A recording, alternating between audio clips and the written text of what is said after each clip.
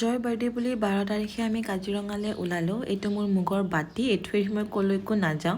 আহি আমি সোণাপুৰৰ টোলগেট পালোহিয়ে। আমি আপাৰ আছাম ড্ৰাইভ কৰি একচুৱেলি বহুত ভাল পাওঁ। ৰাস্তাটো বিৰাট ধুনীয়া আৰু এতিয়াতো গ্ৰীণি হৈ পৰিছে পূৰা। কাষৰ দোকান এখনত ৰখি কিনে আমি ডাব ল'লোঁ। সেইদিনাখন বহুত গৰম আছিলে আৰু মেইন কথাটো হ'ল আপোনাৰ ডাবৰ যোনটো নাৰিকলটো সেইটো পানীৰ পিছত খাই বিৰাটেই ভাল পাওঁ আমি। আৰু আহি কিনে নগাঁৱত লাঞ্চ কৰিলোঁ। আহি কাজিৰঙা পালোহিয়ে। কাজিৰঙাৰ ভিতৰখনত ড্ৰাইভ কৰিব ইমান ভাল লাগিছে। চব ধুনীয়া গ্ৰীনাৰী হৈ পৰিছে। আমি আহিলে এই মন্দিৰটোত সদায় ৰখোঁ।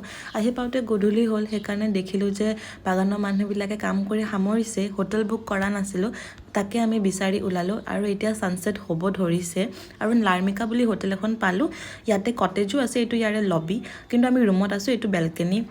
ৰুমটো বিৰাটেই ডাঙৰ, থাকি বহুত ভাল লাগিছে। আমি এলিফেণ্ট চাফাৰী কৰিবৰ কাৰণে প্লেন কৰিছিলোঁ, কিন্তু বিহুৰ বাবে টিকেট নাপালোঁ। জন কিচেনত আহি ডিনাৰ কৰিলোঁ আৰু এয়াই আমাৰ জাৰ্ণি আছিলে সেইদিনা।